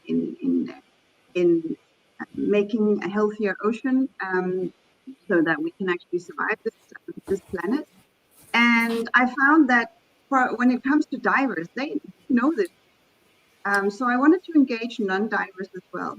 And I found that the underwater photographers, the underwater photography that does that best, actually the ones where you see part of the surface as well, the split shot, or where you have the surface in the shot. Those are the pictures that non-divers relate to the best. And then I also thought, I started doing photography here in Denmark. I also thought, how do I engage the Danes? We're an ocean nation. Everything we do and live and breathe originates from us being people that any Dane has a maximum of 1 hour to the sea. But even a lot of Danish divers don't dive in Denmark. They don't know what's down there and how gorgeous it is. So I thought, how can I make that link between our beautiful little oasis country with ocean all over the place and then the underwater world? And that's why I started doing this bit. Okay, and you certainly did it well, or at least you got a good head start. So you realized you needed a camera housing with a big dome and a wide angle. Yes. And there is a picture I want to show that's from Brothers. That one I should show the first. Yeah. Yeah. Let's see. Boom, boom, boom. And there we go. This is a shot from Brothers, so I take it it's fairly recent. This is from 2 weeks ago in Brothers Island, and I just made a whole speech about Denmark. But of course, when I'm there, and we are the only boat in Brothers, we were there. I was actually doing 2 liveaboards back to back, and on both liveaboards we spent 3 days in Brothers, as almost all the time the only boat there. And on the first week, this is how the ocean looks. Completely flat, completely mirror. And I'm at the back of our boat, and I am taking a split of Big Brother Island. This, what you have is the plateau coming out here. And normally, if you made a photo like this, you would have boats parked everywhere, and you would have nothing but bubbles from divers below the surface. So I thought this was a very special shot, and of course I had to do this as well. Yeah, it's nice to have the story behind it, but it's so nice to see the clear water and the blue sky. I mean, I really miss going to Egypt. I told everyone I was a Nordic diver, but I do like that blue, warm, clear water as well. I don't miss all the many boats side by side on those dive sites, though. But so when you do these things, tell me about the. Maybe we should see another one. This summer, we had the annual Photograph It summer party, and I invited Nico Deutsch, who is one of my German ambassadors, and his lovely girlfriend, Sarah, who was there, and you met them. And they were here with their van, and they hadn't really been diving Denmark, and Corona had just stuck everyone. So you were so kind to take them diving around Denmark. And you went to the northern tip of Zealand, just 1.5 hours north of Copenhagen. And that's where you have Hamlet's Tower, the Kronenborg, what's it called in English? Kronborg in Elsinore, where Hamlet had his famous words with something rotten in the state of Denmark, to be or not to be. That's the castle behind it. So it's a World Heritage Site, is it? Yeah, it is. That castle, yes. And you did this lovely shot. And, you know, it looks quite simple, but I know it's not a simple shot to do. Can you tell us a little bit about it? Yeah, well, Sarah was actually the one who said, like, there's a dive site as well up north you're planning. I've heard about this castle. Can you not do a split where I'm like under the castle? And I was like, yeah, well, you're not really allowed to dive exactly outside the castle any longer. I don't know, Babu. The sun rises in the east, so yeah, we have to do it early. Sarah and Nico, they get up around 1 p.m. So I had no idea how to plan the shot in the morning, so I would have light on the castle and all that. But I drove up there and did a walk on land with my camera out of the underwater housing, and with my 2 lenses that I will use to split shots with, either my wide angle 16mm or my 15mm filter. And I got as close to the coastline as possible and tried to picture, okay, is this even a photo? I mean, would I even be managing getting the castle in the frame if I would be in the water here? And then also on that tour, I tried to figure out if I jumped in, and how could we do it without anybody getting offended, since it's not really a dive site any longer. Another thing with split shots is as well, it would be nice to have marine life, that you saw some marine life underneath the surface line. But in this case, right here, it's a constant 5 meters of depth. So I wouldn't be able to get the seabed. So 25 meters? Photo. It's 25 meters below you? No, it's only 5 meters of depth. 5 meters, okay. Yeah, but and then a sandy bottom, which is usually there's nothing growing on a sandy bottom. So I couldn't get any underwater marine life in this up. But then Sarah is a really good diver and model, and with the evening light, we could compose something of an interesting shot, I think. And it was also a little bit like what Steve was talking about. It was also a team effort. Nico was there as well with an extra LED light to light up there in case my light wouldn't be enough, because we are coming towards the evening. So yeah, and then basically we walked in, looked very professional and official, walked in and then just drifted into a little where I had seen somebody swimming, and I thought, okay, go out there, but then nobody will bother. And then basically on the drift, just taking the different frames on our way. There's a question here, Helene. Yeah. Can you read it? Yeah, how do I avoid droplets? I don't avoid them really, but I don't know if we have time to show before and after processing of my last frame.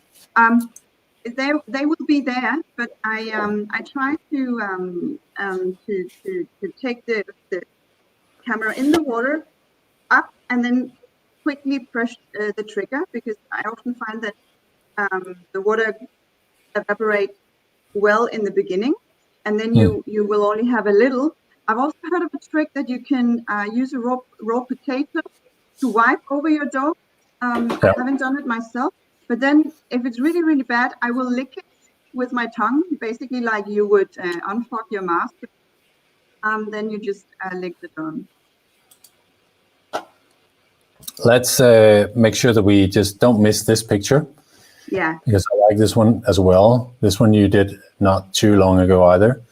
Yes, the That was an early morning, right? Sorry? That was an early morning. And I hope people can see that what you're doing is you're trying to hit a time of the day where there's some action in the sky and where you can get a tone in the sky, because otherwise the sky tends to get a little bit dull and gray and boring. And I think technically the contrast between the light underwater and the light above water can also be maybe a little bit too big.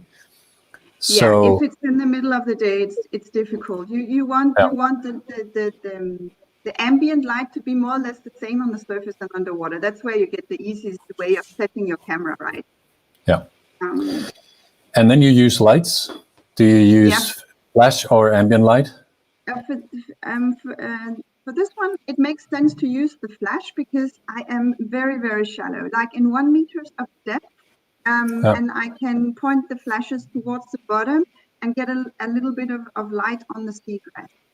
And downwards and a little bit under the surface, so that you also see that there's a little bit of flashing and mirroring of the seagrass in the surface.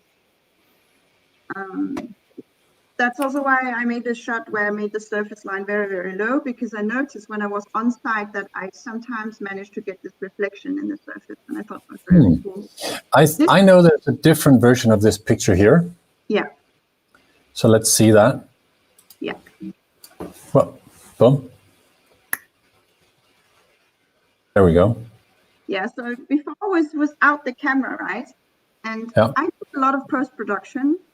Same process as Steve. I go to Lightroom first, add filters or touch up the color, and then I export the image afterwards and take it in Photoshop. And this is where I remove the drops, the water drops that you saw clearly on the photo. Yeah. Yeah. So you're actually trying to clean them out digitally afterwards. Yes, I have been lucky to take very, very few split shots where they are not on at all, but it's not a priority of mine. There are so many other technical difficulties when I'm in the water.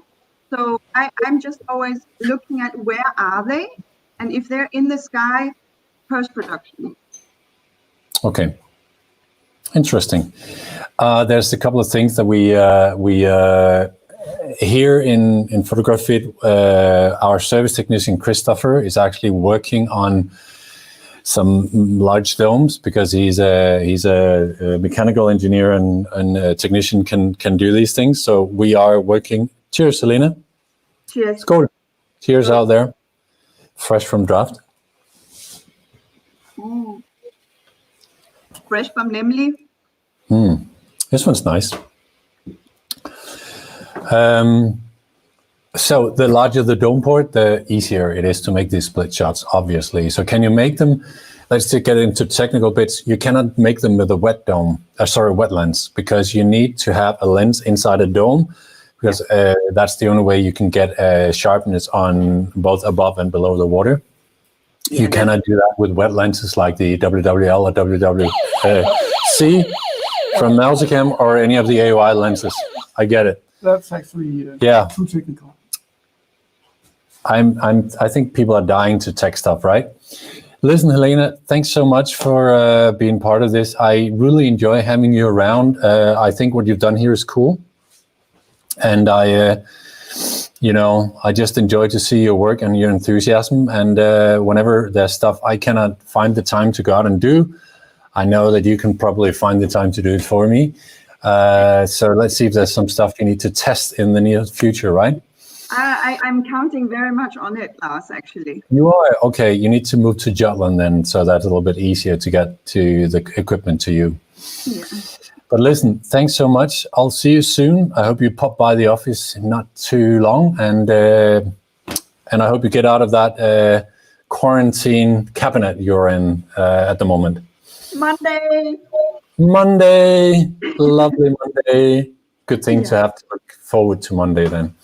Yeah, great. Yeah. Thanks a lot, Helene. I'll see you soon. You. Take care. Thank you. Bye-bye. Bye-bye. Okay.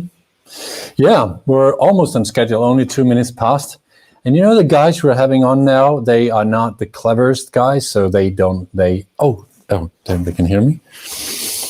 I think I just want to show something first, because one of the big things, maybe you can pick up those snooty, pointy things. One of the things that has been a joy for us here in the office and among the ambassadors and friends of the house that pop by all the time and got and died has been snooting, because we have such a great macro setup here in our waters.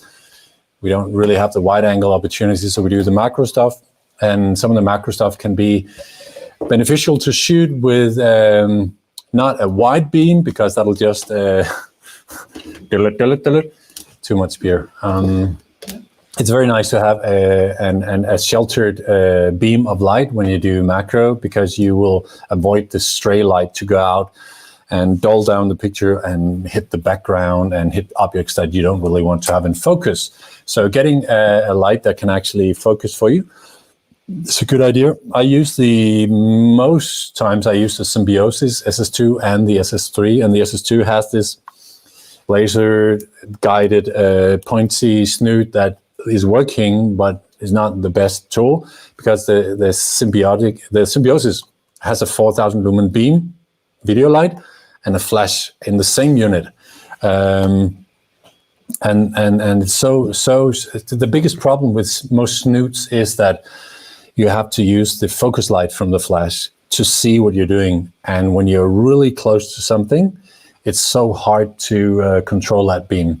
And actually having two beams is almost impossible. So when you cannot move just 1 centimeter, then you'll be out of focus, or the beam will be somewhere else. Then you really need a beam that you can see, a flash glimpse that also has an LED beam. And this summer, the Backscatter guys, my good friends in Monterey, they're also in Monterey, made this snoot. It's basically a small, easy working snoot that has a nice little feature on it. This is the small flash, the small LED. It's a flash and an LED light, and then they have the snoot here that connects to it, and they have this long, pointy, lighty thing, and it's really nice. It's quite affordable, and it's been quite popular. So we sold a lot of them. And it's really a good tool for getting that snooting done. What we're working on in the office, I'm not working myself, but some of our good friends said, why don't we make a snoot for the Symbiosis, since it has video light and flash. Maybe you can get the other one as well, the other demo.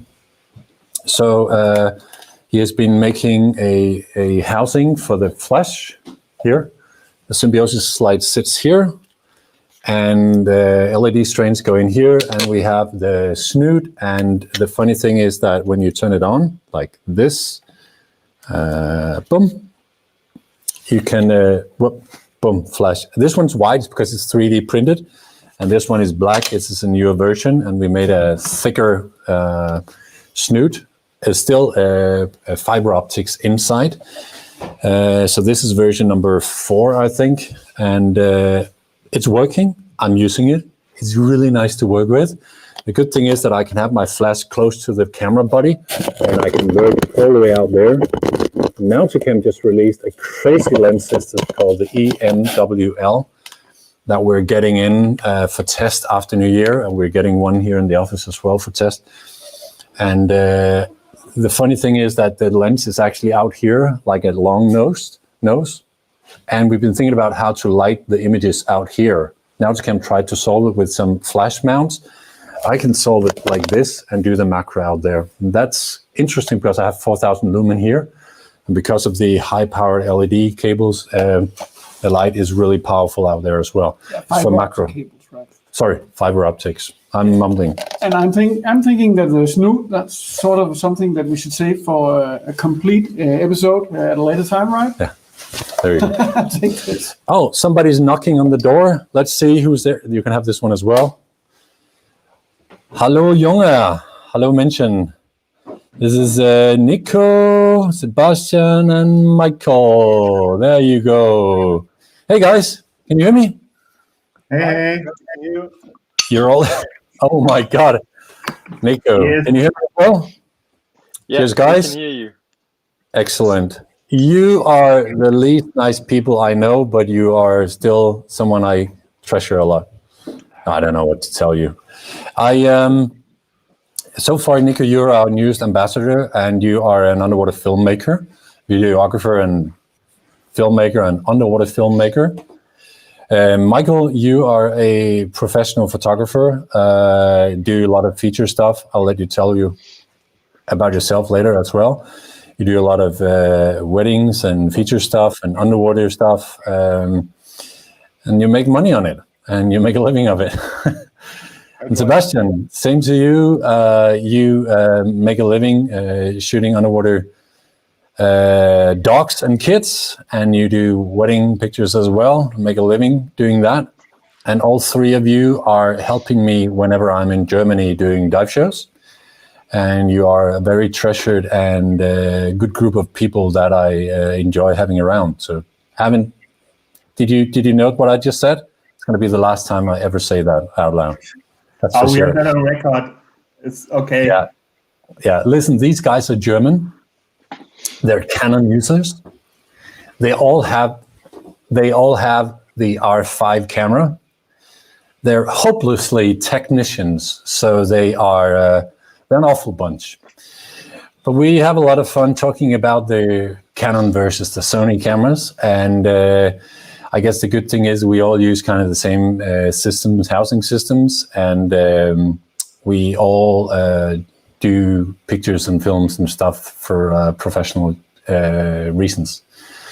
So guys, what have you been up to? You all have the camera now. Is it as interesting?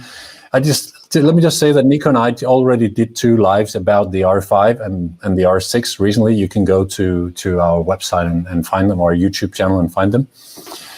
But we need to make some about the underwater stuff soon, right? So, Yeah. Nico, let's start with you. Yes. So, You have been diving now with it. You just got the housing. I just got the housing maybe 2 weeks ago, 1.5, and I haven't had as much time as I would wanted to take it in the water. But I did only one dive with it, which was enough to get the first impression though, and the first footage, and also to see how it works with the lens configuration I thought of. And yeah, it's quite impressive. I didn't do any photos. Well, I did 1 or 2, but mainly shot video with it, and I was quite amazed. Usually I have the C200 here, but it's it's a big beast. So for traveling, and one hand is not enough for that camera, and for lighter work, I was planning on using the R5 more, and to see if it can keep up with the C200, and it certainly in a few situations can. So I'm really happy about that. So you did some 8K filming?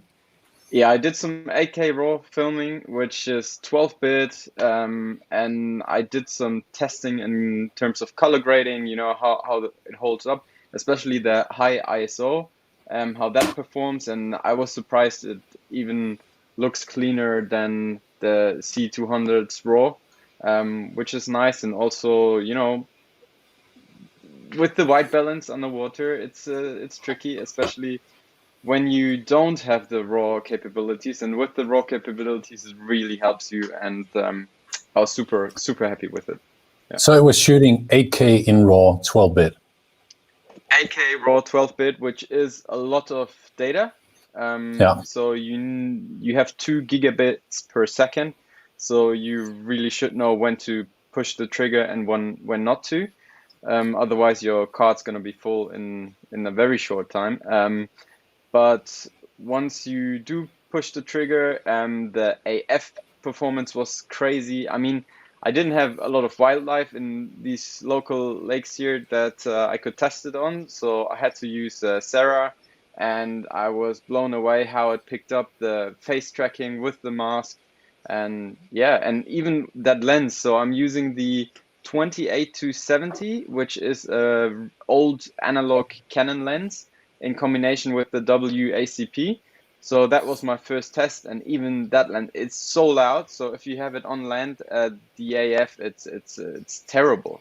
It's I think a 25-year-old lens, but it performed so well in combination with the WACP, which is ridiculous. Yeah. Why don't we watch some of the stuff you did? Yeah, sure. It's a short dive, and I didn't think I will actually do a video, but I was so impressed by the files that I thought I will just do a quick edit to get an impression. Yeah. Let's see it.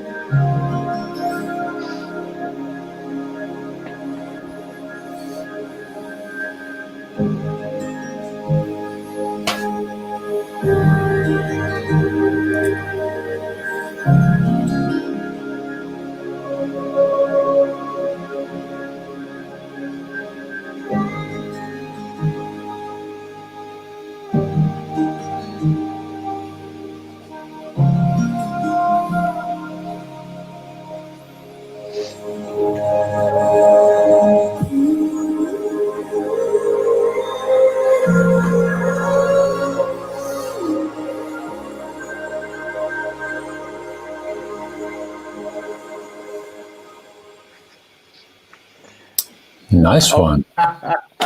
Nice. And for those of you who didn't, who recognized the model from Helene's earlier picture from Kronborg, that was same model. The very famous girlfriend of yours, Scuba Sarah, being amazing doing the backflip, flipper, flopper, flop, backflopper with her fins, right? Yeah, she was really proud of it on the video. So yeah. I could see that, but it is impressive. She's good. So you think it worked? I was quite impressed with the sharpness of the eyes, and I agree that it hit it. Normally, you cannot really have autofocus on underwater video, but apparently it was hitting it spot on. Yeah, but it was clear water. yeah, it was a good visibility, but what I wanted to say as well, but it's not fair watching it now in this compressed format. You know, if you really see it in 4K on a 4K screen, or even on an 8K, that's really mind blowing, because you think you're watching pictures. Like it doesn't feel like a video. It's the sharpness is crazy. So time is running out from us, so I think you and I have to get into something else, because you're a videographer, and obviously you're using the camera as a video camera. But Michael and Sebastian, you're both using it as a camera, right? And you've been doing a lot of stills, Sebastian, right? With it, but you haven't done that. Have you done that many shots for professional shots with it? Yes. Yes, I do. Yeah, but you're the only one who haven't taken it underwater yet, right? No, I didn't have the chance to take it underwater yet. I don't have my housing yet, sadly, but yeah. We're gonna have to fix that. Yeah, we definitely. But then again, you have to be able to get out of Germany. That's right. Michael, so you and I were looking into you're doing an article for Dive Master in Germany about that camera and the housing. So I know I sent you your camera housing, a couple of weeks ago, and you have been able to dive with it once as well, right? Yeah, I was diving with the camera 2 times. One time with a naked girl, because I can't show the pictures here, but the second time was in the pool for the pictures of Dive Master. I test autofocus or dynamic range, something else. Should I show it or? Yeah, listen. Try to share your screen and see what happens. Magic. Yeah. Let me see if I can give you the place for it.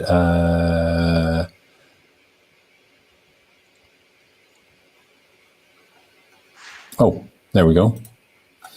You see it? Yes. Yeah, there we go. One moment.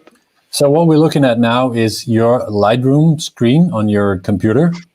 Yeah, that's my Lightroom, and that's the unediting pictures I take. It's underexposed, you see.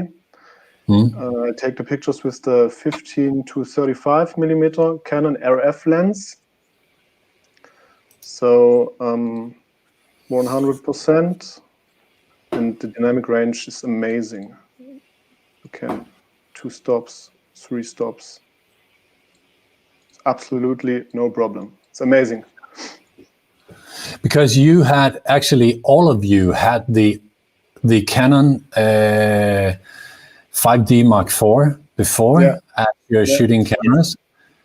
And Nico, I know you're a Canon guy, so you had everything, but all 3 of you have been diving with your 5D Mark IVs. So you have that as a comparison to compare with this R5 system.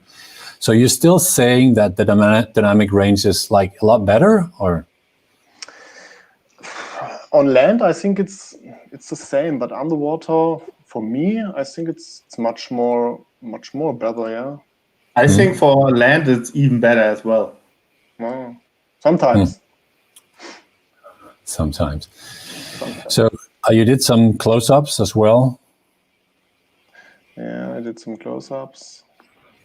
Close-ups with the shutter count, 0.5 seconds, 100%, or this one. Yeah. There's a lot of dynamic range. There's a lot of stuff to work at on these images to pull out of the file. And for those of you, the shadow in the back, by the way, Michael. What? The shadow, I like the shadow as well. It's a nice shot. But funny enough, I mean, working with your files afterwards is such a big thing of being an underwater, being a photographer today. And all these guys here represent the trade, because they're all making a living taking pictures or teaching or doing stuff with a camera for a daily living, and me too. So we know how important it is to be able to go out under every condition there is and actually do stuff with the camera and make sure that the file you're carrying home may not look as you need it when you take the picture, but you're able to go home and pull out the stuff that you need. And hey, that's what I've been doing my whole life. When I was a very young commercial photography student, I was doing Lightroom stuff, putting photo paper down in chemicals, and we're doing exactly the same things, trying to get stuff out of the paper. So it's exactly the same we're doing now. So in that sense, it hasn't changed. Only the tools has gotten better.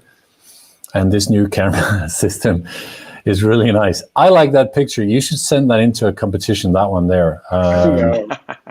Actually, send me a copy and I will put it on the toilet wall, and my family will hate being sitting out there for that long as they do now. My kids will run out. No, just joking. Listen, guys, I really enjoy having you around. The reason why I wanted to show people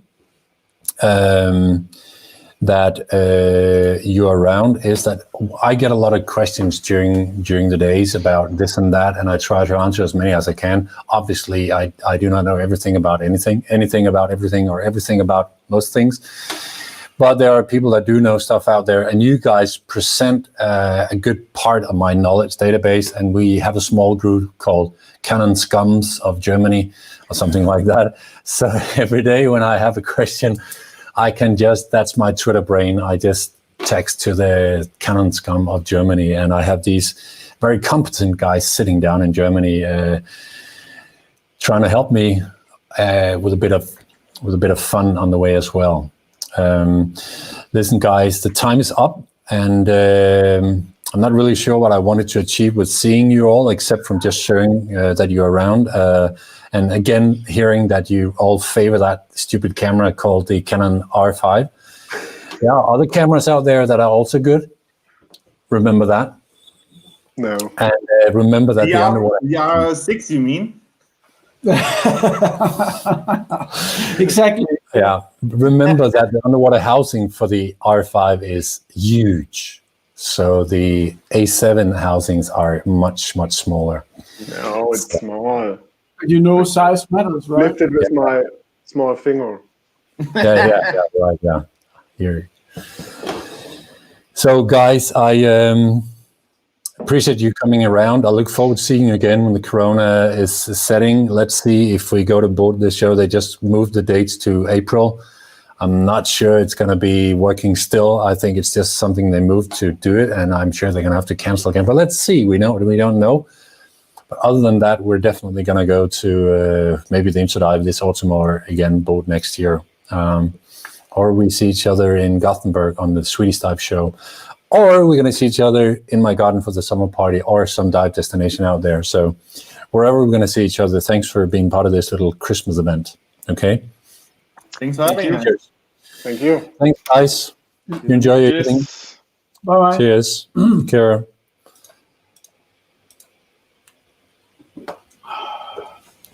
Well, that was fun. Lars. Yeah, I think we're about hitting the 5 o'clock spot. I'm amazed we're not more drunk. That as well. Yeah. Well. Yep. I managed to say everything I wanted about equipment. We had some good questions. People got an answer. We're going to find some of the better questions and send a little token to the best one. And I promised somebody that I would show a picture of me getting too close to the hermit crab with the dome and the wide angle on the 14 millimeter. I will post that image. I'll post it on the Facebook group in the commentary here. One thing I forgot is to throw in all the Instagram handles, the Facebook fan pages, and everything from these nice people who's helped me. I will add that later. I will maybe even send them out on a newsletter. I think you should follow these people. I tried to put them in the comments actually, but might not have gotten all of them. So okay, we'll do it a little bit more systematic. So I think you should try and follow these people. You're going to see them again because we're going to do this live show again throughout the winter with some other people. We owe the viewers a seminar with Tobias Friedrich and his Lightroom